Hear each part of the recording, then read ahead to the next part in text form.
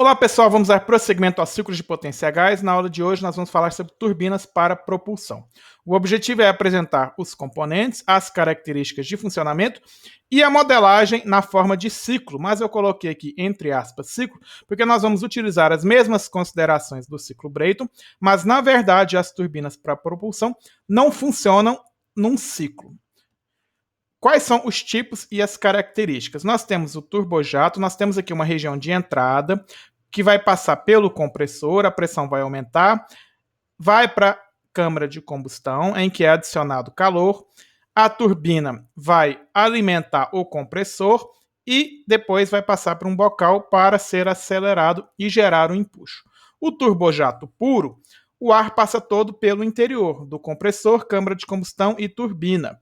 No turbofan, essa turbina vai alimentar tanto o compressor quanto a hélice, que vai acelerar o escoamento, que vai passar pela região externa e, geralmente, na casa de 80% do empuxo é gerado pelo ar que é acelerado externamente. Apesar dele ser acelerado com uma velocidade menor, nós temos uma grande quantidade de massa acelerada e isso vai resultar na maior parte do empuxo nesse tipo de motor turbofan.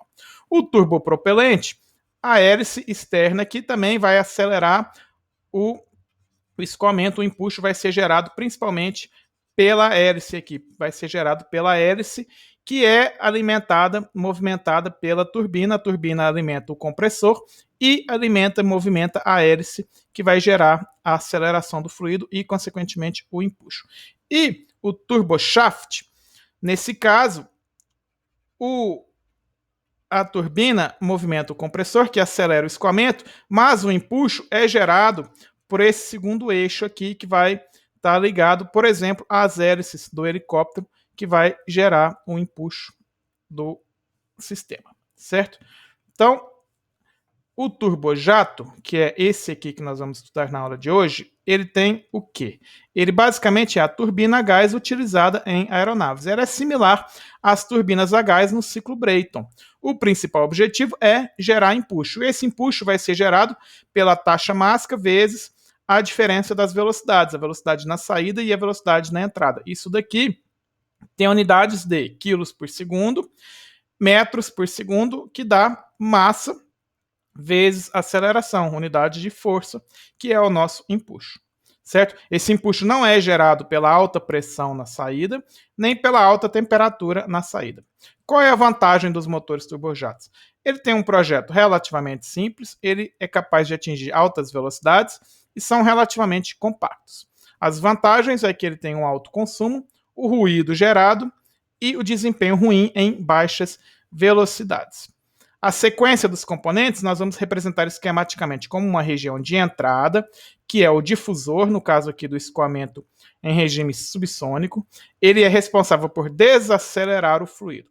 Se o fluido é desacelerado, a pressão aumenta. E nós vamos considerar o difusor isoentrópico. Daqui ele vai para a região do compressor, cujo objetivo é aumentar a pressão. Essa razão de compressão geralmente vai ser informada. É a mesma razão de compressão que a gente usa no ciclo Brayton. A mesma informação, né, de razão de compressão está relacionada ao aumento da pressão no compressor.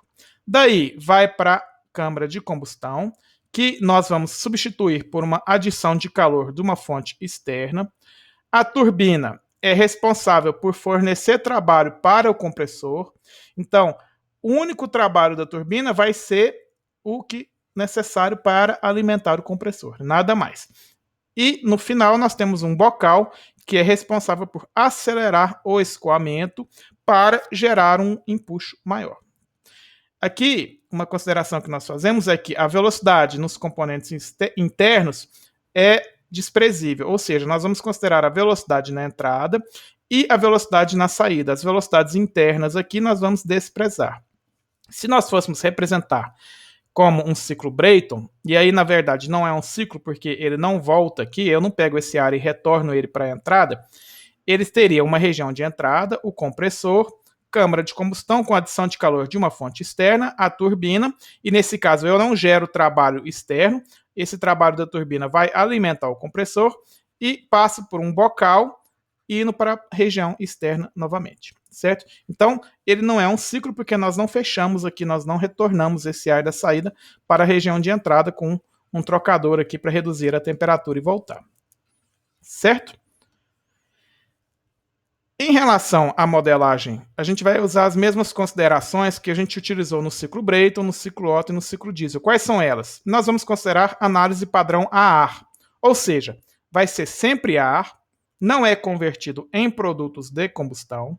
Se é ar, nós vamos utilizar como sempre gás ideal. A combustão, se a gente não tem combustão, nós vamos substituir por uma adição de calor de uma fonte externa. Vamos considerar processos internamente reversíveis? Bom, mais ou menos. A gente vai considerar a compressão e a turbina. A gente pode considerar isoentrópicas? Pode, mas nós também podemos considerar as irreversibilidades no compressor e na turbina. E o exercício que nós vamos fazer, nós vamos considerar as irreversibilidades. Se nós quisermos simplificar ainda mais, nós podemos fazer a análise a ar frio, ou seja, os calores específicos avaliados à temperatura ambiente, constantes e avaliados à temperatura ambiente, certo? E, se é gás ideal, nós podemos calcular a entalpia como Cp vezes a temperatura, ou a variação da entalpia como Cp vezes a variação da temperatura, certo? Vamos analisar a modelagem. Nós temos uma região de entrada e isoentrópica, e, como eu falei, a região interna nós vamos considerar velocidade desprezível. Se nós fizermos um balanço de energia entre esses pontos aqui que eu defini aqui, entre o ponto 1 na entrada e o ponto 2 na entrada do compressor, que é a saída aqui do difusor, nós temos a entalpia mais a parcela de energia cinética, entalpia mais parcela de energia cinética. Só que essa energia cinética no ponto 2 nós vamos considerar desprezível. Essa entalpia aqui, no ponto 2, nós chamamos de entalpia de estagnação. O que isso quer dizer? Que toda essa parcela de energia cinética eu estou convertendo em entalpia de estagnação, aqui representada aqui, entalpia mais a parcela da energia cinética. Nós sabemos que para gases ideais nós podemos representar a entalpia, calcular como Cp vezes a temperatura. Então nós temos a temperatura aqui no ponto 2, que é a temperatura de estagnação. Nós convertemos essa parcela de energia cinética em temperatura aqui, certo? Então aqui nós temos como calcular a temperatura no ponto 2. E daí nós utilizamos as equações isoentrópicas e obtemos quanto vai ser o aumento de pressão nessa região aqui. Se nós traçarmos isso num gráfico de temperatura e entropia, nós sabemos que a nossa curva temperatura-entropia para a pressão constante tem essa característica aqui, para a pressão de entrada, e vimos aqui que essa pressão 2 vai aumentar, então nós temos essa curva de pressão 2 e um processo isoentrópico de 1 para 2. Esse aqui é o que ocorre no nosso difusor na região de entrada. Daí nós vamos para o compressor. O compressor, se nós considerarmos uma compressão isoentrópica, nós sabemos qual que é a razão de compressão, nós temos a curva da pressão na saída do compressor. Se fosse uma compressão isoentrópica, seria esse processo de 2 até o 3S, e nós podemos usar as equações isoentrópicas para determinar a temperatura 3 isoentrópica na saída. Se nós considerarmos as irreversibilidades, nós sabemos que o compressor real consome mais do que o compressor isoentrópico. Portanto, o compressor real vai ser o trabalho do compressor real vai ser o trabalho do compressor isoentrópico dividido pelo rendimento do compressor. Representando isso em forma de entalpia e, consequentemente, em forma de temperatura, nós temos condições de calcular a temperatura real na saída do compressor, que vai ser maior do que a temperatura isoentrópica. A entropia vai aumentar, nós temos aqui um ponto maior. Na câmara de combustão, nós consideramos uma adição de calor de uma fonte externa à pressão constante. Logo, nós vamos caminhar nessa linha de pressão, da pressão de alta, aumentando a temperatura, obtendo a temperatura na saída da câmara de combustão. Nós vamos ter que ter informações suficientes para determinar quanto de calor está sendo adicionado aqui na câmara de combustão. A turbina, ela é necessária para alimentar o compressor e nada mais. Ou seja, o trabalho da turbina mais o trabalho do compressor tem que ser igual a zero.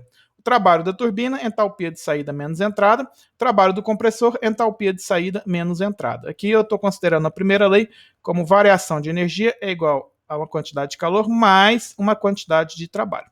Lembrando que em muitos livros a gente pode também escrever a primeira lei como calor menos trabalho. Isso aqui, com menos trabalho, é uma convenção de que o trabalho realizado pelo meu sistema na vizinhança é um trabalho positivo, certo? Aqui nós consideramos aqui variação de energia é igual calor mais trabalho. O trabalho da vizinhança no sistema aumenta a energia do sistema e um calor da vizinhança no sistema aumenta a energia do sistema. Por isso nós escrevemos aqui o balanço como trabalho mais da turbina mais do compressor tem que ser igual a zero, certo? Daqui a gente consegue determinar qual que é a entalpia na saída da turbina real e, consequentemente, a temperatura real de saída da turbina. Se nós consideramos as irreversibilidades na turbina, a turbina real gera menos trabalho do que a turbina isentrópica. A turbina real gera menos trabalho do que a isentrópica, então nós temos que multiplicar pelo rendimento isentrópico da turbina. Escrevendo em função das entalpias e, consequentemente, das temperaturas, daqui a gente faz o balanço e obtém a temperatura 5 na saída da turbina isoentrópica. Aqui eu desenhei, então, a gente tem uma queda de pressão. Como é que a gente vai determinar qual que é essa queda de pressão na turbina?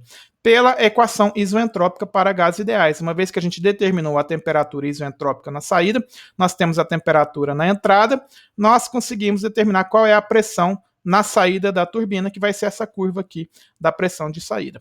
O processo isoentrópico, a temperatura 5S, e a temperatura 5 real é um pouco maior do que a temperatura isoentrópica, a entropia aumenta. Então aqui nós temos o nosso representação no diagrama temperatura-entropia. Finalmente, nós temos o bocal, que é responsável por acelerar o escoamento. Nós vamos considerar que a pressão aqui na saída é igual à pressão na entrada.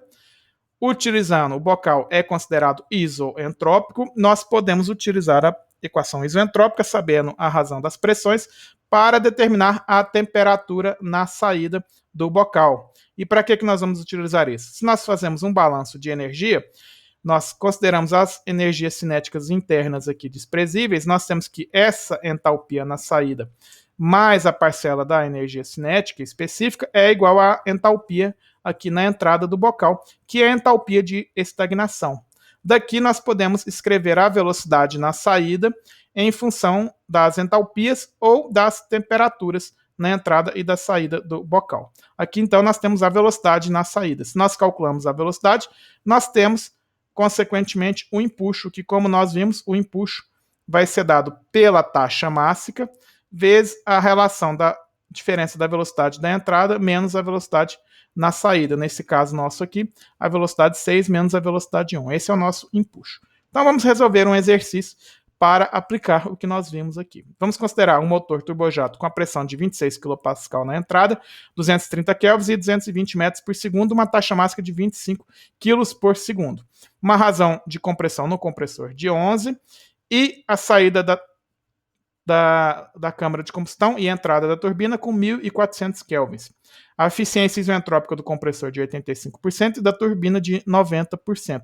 Os processos no difusor e bocal isoentrópicos e operação em regime permanente, desprezando as energias cinéticas nas parcelas internas aqui, considerando somente na entrada e na saída. Aí a gente vai ter aquela questão da entalpia de estagnação. Quero calcular a velocidade na saída e o empuxo gerado por esse motor turbojato. Como é que a gente resolve? Da forma como a gente resolve todos os problemas de ciclo. Primeiro, você faz um desenho esquemático representando os seus componentes e numera os estados termodinâmicos que você tem.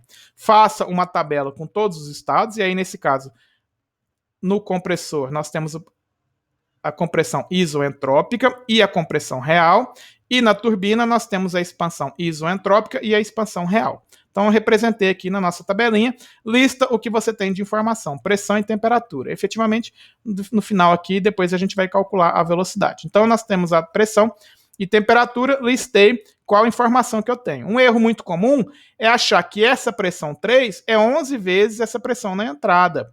E não é. Nós vimos que na entrada vai haver um aumento de pressão. Daqui para cá, do ponto 1 para o ponto 2, a pressão vai ser maior do que 26 em função da desaceleração do fluido. Da redução da velocidade vai ocasionar um aumento na pressão. E aí essa pressão da saída do difusor e entrada do compressor, que vai aumentar em 11 vezes, certo? Então não é 11 vezes 26 aqui essa pressão na saída do compressor. Muito cuidado com isso, isso aqui é um erro muito comum. Vamos calcular aqui as nossas propriedades. O ponto 2, na entrada aqui no difusor, nós vamos fazer o balanço de energia. A entalpia no ponto 2 vai ser a entalpia de estagnação, desprezando a parcela da velocidade, da parcela da energia cinética. Nós temos a entalpia de estagnação igual a entalpia na entrada mais a energia cinética na entrada, no caso aqui, energia cinética específica. Deixando em função das temperaturas, nós temos a temperatura na saída do difusor, 254. Venho aqui e coloco na minha tabelinha a temperatura na saída. Com essa temperatura, o difusor é isoentrópico, vou utilizar a equação isoentrópica para gases ideais e obter a pressão na saída de 36,85. Então, a pressão aumentou de 26 para 36,85 kPa aqui na saída do difusor e entrada do compressor. Aqui eu representei, então, a pressão de baixa. Vou escrever aqui pressão de baixa. Essa aqui é a pressão na saída do difusor. Vou representar como P2. Vamos ver o que acontece no nosso compressor. O compressor, vamos primeiro calcular a compressão isoentrópica. E, no caso, a gente considera a pressão como 11 vezes a pressão na entrada, tanto a isoentrópica quanto a real. A pressão nós temos aqui de 405,37. Está aqui, eu não coloquei aqui, mas nós temos ela aqui calculada. Queremos calcular a temperatura. Primeiro, a gente calcula a temperatura isoentrópica com a equação isoentrópica para gases ideais. E aqui nós estamos considerando o ar, o K vai ser igual a 1,4, certo? O K 1,4, nós temos condições aqui de calcular a temperatura 2, nós temos. A razão de pressão aqui é 11. Eu não precisaria nem ter calculado a pressão real aqui, porque eu já tenho essa razão que é de 11. 1,4K, a gente obtém a temperatura isoentrópica na saída do compressor de 504,14. Como que eu vou calcular a temperatura real? Sabendo que o trabalho do compressor real é maior do que o trabalho do compressor isoentrópico, ou seja, a variação das entalpias H3 menos H2 é igual a H3 isoentrópico menos H2 pelo rendimento do compressor. Fazendo aqui a variação da entalpia é Cp vezes a variação da temperatura, o Cp do lado esquerdo vai cortar com o Cp do lado direito. Aqui a gente vai ficar então só em função da temperatura no ponto 3, a gente pode isolar, e obtém a temperatura real no ponto 3, como eu havia falado, e nós calculamos, ela é um pouco maior do que a temperatura isoentrópica. Aqui representado o processo isoentrópico e o processo real na mesma linha de pressão de alta. Linha de pressão de baixa, a pressão aqui na saída do difusor e a linha de pressão de alta. Na câmara de combustão, ele já me deu a informação de qual é a temperatura na saída. A pressão é a mesma do compressor, da saída do compressor, nós não estamos considerando perdas de pressão aqui na câmara de combustão. Eu listei aqui a pressão no ponto 4 e a temperatura ele também já me informou, então eu tenho esse ponto aqui de alta temperatura na linha de pressão de alta. Vamos calcular a turbina. E aí aqui é interessante. A turbina, ela tem que gerar trabalho necessário somente para alimentar o compressor. Mas eu tenho que levar em conta que aqui é o trabalho real do compressor e não o trabalho isoentrópico. Logo, o trabalho real da turbina mais o trabalho real do compressor é igual a zero. Deixando em função das entalpias, porque a taxa máxima é constante, aqui é a mesma, né? Nós estamos considerando em regime permanente. Nós temos que a entalpia de saída, H5 menos H4, esse é o trabalho real da turbina, mais o trabalho do compressor, H3 menos H2, trabalho do compressor real, é igual a zero. Em função do Cp, Cp vezes a variação de temperatura, eu posso cortar o Cp aqui e vou deixar a temperatura 5 real na saída da turbina. Tem aqui de 1105. Essa é a temperatura real. Como que eu vou calcular a temperatura isoentrópica aqui na saída da turbina? Eu sei que a turbina real gera menos trabalho do que a turbina isoentrópica. Cp T5 menos T4 é o trabalho da turbina real, é igual ao rendimento da turbina Cp T5 isoentrópico menos T4, certo? Aqui o Cp também podemos cortar, nós vamos ter a temperatura 5 isoentrópica. Aqui, então, nós calculamos a temperatura real e a temperatura isoentrópica. Observamos o quê? Que a temperatura real também é um pouco maior do que a temperatura isoentrópica, certo? Eu preciso saber qual é a pressão na saída da turbina, quanto que eu vou expandir aqui. Com a informação da temperatura isoentrópica, nós temos condições de calcular a pressão na saída da turbina, utilizando a equação isoentrópica para gases ideais. Aqui a gente tem a pressão de 159,86. 159,86. Está aqui a linha da pressão na saída da turbina. E aí eu representei o processo de expansão isoentrópica, a temperatura 5 isoentrópica, e a temperatura 5 real. Nós vimos que é uma temperatura maior. Nós podemos, inclusive, calcular qual é essa variação de entropia aqui. Como é que eu calcularia essa variação de entropia?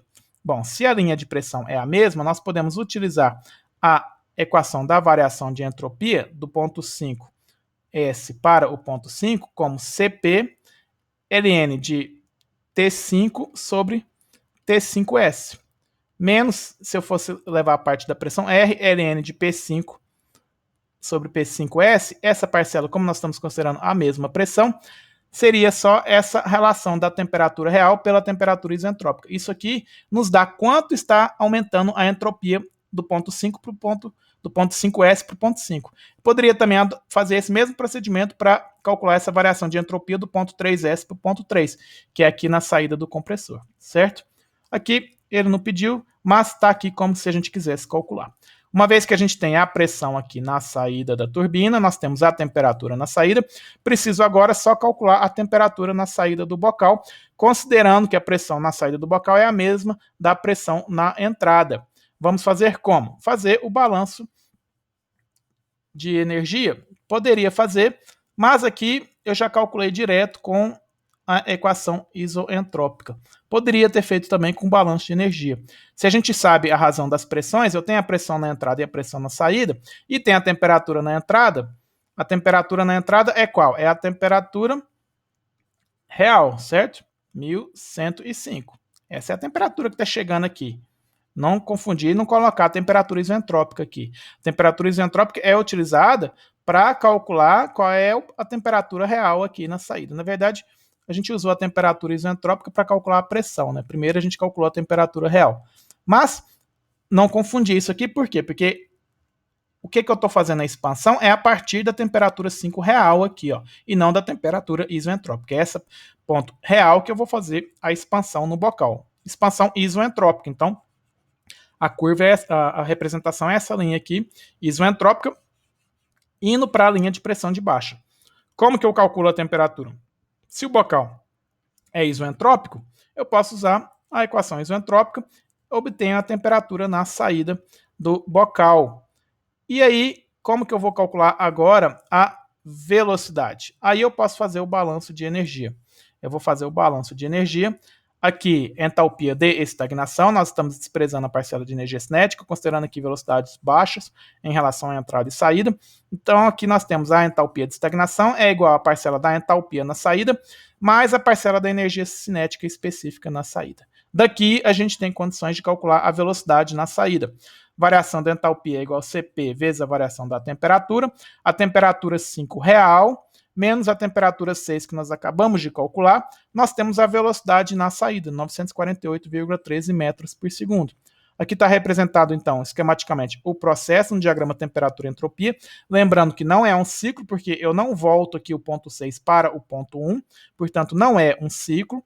Mas nós temos aqui a velocidade na saída, consequentemente, nós temos o empuxo, que é a taxa máxima vezes a diferença da velocidade na saída e na entrada. Calculamos aqui o empuxo. E eu mostrei que isso aqui dá em newtons, né, ou quilonewtons, 18,2 quilonewtons é o empuxo da nossa turbina, certo? Finalizamos aqui a nossa aula. Dúvidas, sugestões, deixem aqui nos comentários e até a próxima aula.